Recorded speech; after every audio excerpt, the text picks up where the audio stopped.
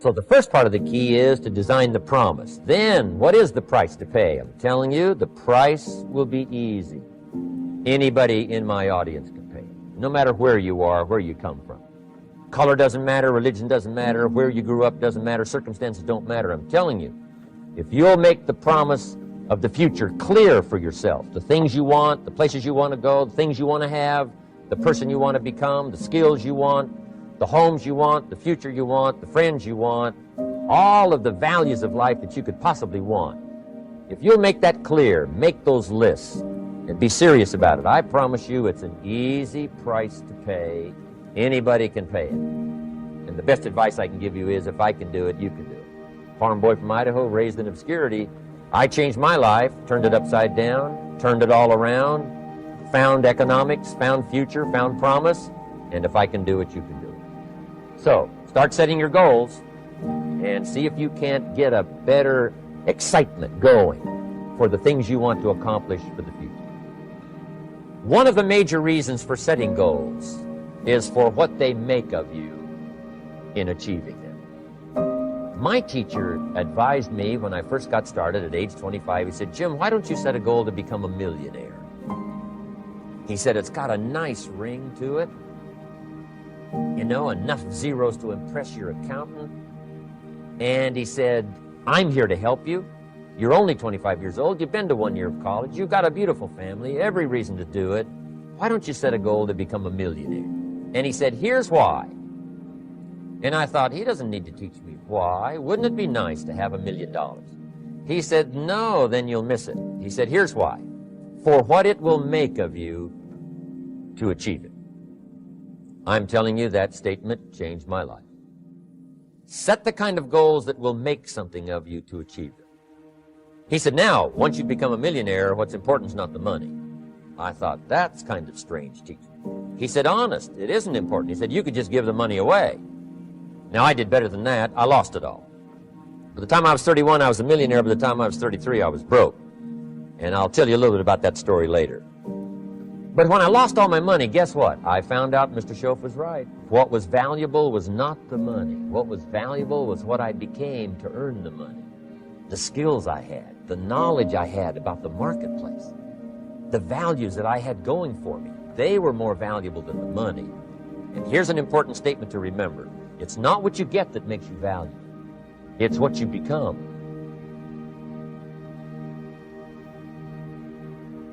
Dopamine is the feeling that you found something you're looking for, or that you accomplished something you set out to accomplish. So you know that feeling you get when you cross something off your to-do list? That's dopamine. Feels awesome. You know when you have a goal to hit and you achieve that goal, you're like, yes! You feel like you've won something, right? That's dopamine. The whole purpose of dopamine is to make sure that we get stuff done, right?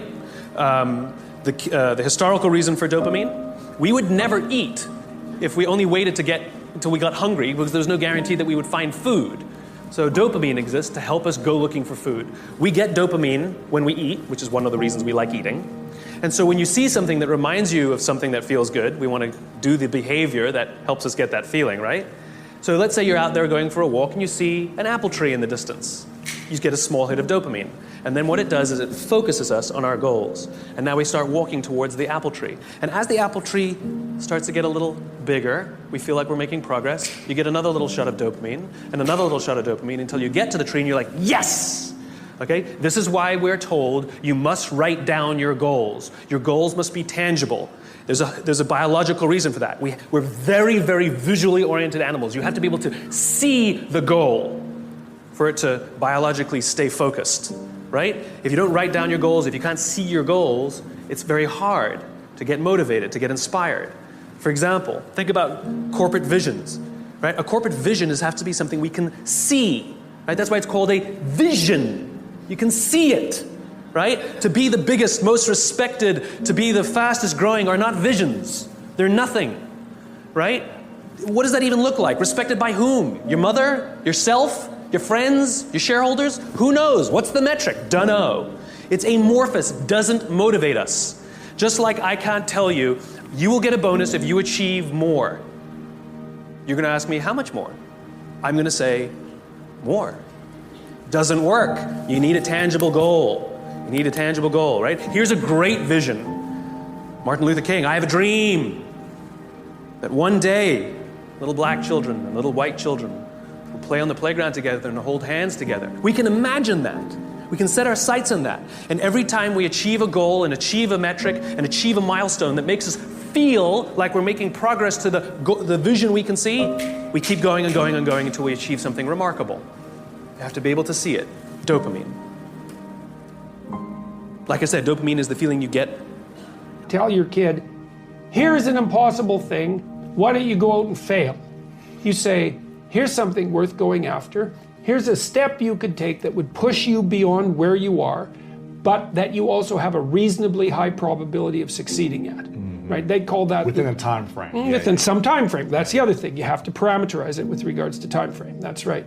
And that puts you in the zone of proximal development. And that's a concept that was generated by a guy named Vygotsky. He was a Russian developmental psychologist and a smart one. It's where the idea of the zone comes from, to be in the zone. Yes. And when you're in the zone, you're expanding your skills in a manner that's intrinsically rewarding because you're succeeding. And so you want to set, if you're good to yourself, you think, okay, I need to set a goal, but I need to set a goal that someone as stupid and useless as me could probably attain if they put some effort into it. Right. And then you've got it perfectly, because it's not so high that it's grandiose or impossible that you fail necessarily and then justify your bitterness. It's like, well, I could do well, because that happens to people. Happens all the time. Yeah, it's like, see this all the time. You know, it's like, yes, exactly. Well, I set a goal and I didn't attain it, so I'm not going to set any more goals. Right. It's like, no, you set a goal that was inappropriate for the time frame. Mm-hmm. Yeah. That's right. You didn't calibrate it properly, and you're playing a trick on yourself because you wanted to fail so that you could justify not having to try. And being a victim, which isn't helpful. You're still going to be a victim. It's like there's no way out of that, man. Yeah. So, because life is a challenge that, in some sense, can't be surmounted. So there's no way out of your problem, but there are certainly proper ways of dealing with it. Yeah. When you set out to find something you're looking for as well, you talked about the to-do list. I came home from a trip just a couple days ago, and I had a bunch of errands to run, and I wrote down a little list of things I had to do, and off I went. Right. And as I was walking past, I think it was the dry cleaners, I don't remember. I was walking past something, I remembered, I have to do that, and I hadn't written down on my to-do list. So I went in and finished what I needed to do, and then when I came out, I then wrote it on my to-do list and then crossed it out. Because I wanted the dopamine. Feels good. Dopamine comes with a warning.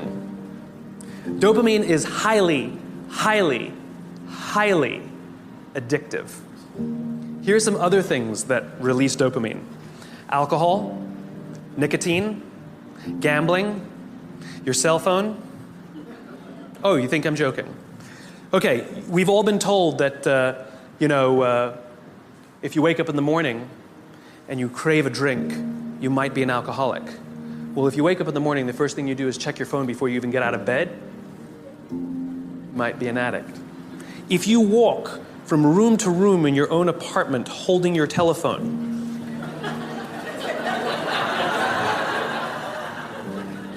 you might be an addict. When you're driving in your car and you get a text and your phone goes beep. We hate email, true. We love the beep, the buzz, the ding. Oh. Right? You'll be there in 10 minutes, and yet you have to look at it right now. You might be an addict. And even if you read it and it says, are you free for dinner next Thursday? And you have to reply immediately, you can't wait the 10 minutes, you might be an addict. And for all you Gen Ys out there who like to think that you're better at multitasking because you grew up with the technology, then why do you keep crashing your cars when you're texting? You're not better at multitasking, you're better at getting distracted.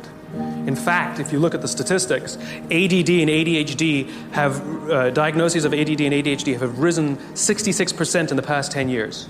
Okay, ADD and ADHD is a frontal lobe disorder, right? Are you telling me out of nowhere 66% of our youth have a frontal lobe problem? Where did that come from? No, it's a misdiagnosis, right? What are the symptoms of a dopamine addiction to technology? Distractibility, inability to get things done, easily distracted, shortness of attention. It's all the same thing, so we misdiagnose things. It's the addictive quality of dopamine. We can also get addicted to performance in our companies, when all they do is give us numbers to hit, numbers to hit, numbers to hit, and a bonus you get, and a bonus you get, and a bonus you get. All they're doing is feeding us with dopamine, and we can't help ourselves. All we do is want more, more, more. It's no surprise that the banks destroyed the economy, because one of the things we know about dopamine addict is they will do anything to get another hit, sometimes at the sacrifice of their own resources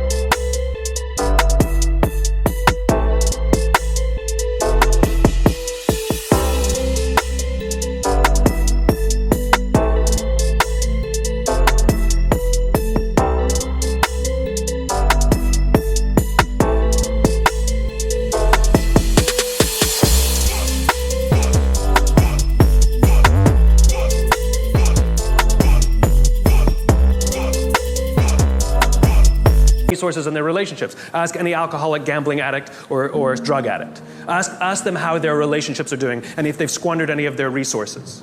It's an addiction. Dopamine is dangerous if it is unbalanced. It is hugely helpful when in a comfortable and balanced system, but when unbalanced, it's dangerous and it's destructive. I used to be able to eat whatever I want, and then in 6 weeks I could get in any shape I wanted to get into, but that's not the case anymore. We're around the 12 or 14 week mandatory training to do anything, but I love it. I enjoy the discipline of it. For me, working on your body is the beginning of everything. You know, your mind starts to work better, you're a better husband, a better father, a better friend, and life is just better when you care for your body at the highest level. Anytime I put something in the world, I'm always connecting to an idea. I'm always asked, why am I making this? Why? So I'm putting this out in the world. Why? So with concussion, Dr. Bennett Omalu was deeply connected to tell the truth. And he said that truth doesn't have a side. And that's what he kept saying. I thought that was such a powerful idea. That there, whose side are you on? Are you a Republican or a Democrat? I'm trying to tell the truth. The truth doesn't have a side. What can assure me as a human being and a concerned African American that the ANC will indeed have a fiscal solvent policy that will continue the use of the resources of South Africa in a meaningful way? Or should I put it more succinctly, will your economy be based on the Marxist system, socialism, or capitalism, or both? I knew that was the question you wanted to ask.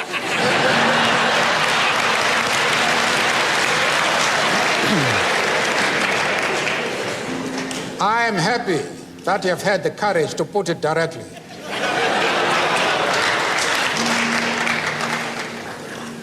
We are not concerned with models. We are not concerned with labels. We are practical men and women whose solutions are dictated by the actual conditions existing in our country. As somebody has said, we do not care whether the cat is black or white, as long as it can catch mice. So I would get kicked in the face and I would do something really dumb. I'd be called an idiot, told how stupid I was. And then I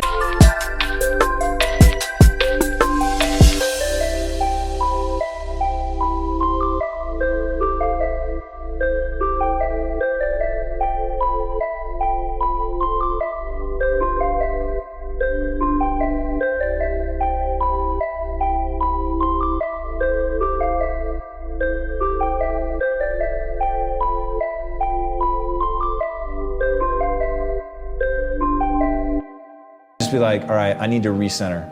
And that just became my obsession. I need to be able to emotionally get back to complete neutral so fast that you don't even see it register on my face. How'd you do it? How do you do that? Literally practicing. So I could be in a situation where I'm being berated or I legitimately mess up and it costs money and it's like, whoa, that's on me and it is nobody's bad but my own. And I realized that What most people do, their strategy is to deflect it. It's your fault, it's not my fault. Yes. So I started thinking of this as a metaphor. People are throwing gold at me. They're throwing it really hard, and I can put a shield up and deflect it, but then I lose that piece of gold. If I drop my shield and just take the pain, let it hit me in the head, then I bend down and go, this thing, which was me being stupid, there's a lesson here. And now I have this piece of gold. But the whole thing is I have to be defenseless. So I have to own it, I have to take it, I can't fight. If someone is like, this to this day, if our team is like, hey, there's something we need to point out to you, I'll do this. I square up to it. I want them to know, like, hey, I want to hear it. I want to know. Like, I want to be literally physically open. I'm not going to close down. I'm going to do everything I can to square off, to open myself so that they know I'm receptive to the criticism, right? Because that's the nugget of gold. What I know is it's going to hurt. It's going to sting. But if I can emotionally recenter so fast you don't even see that I went through something, now I can just process, how do I take this information you've given me and get better?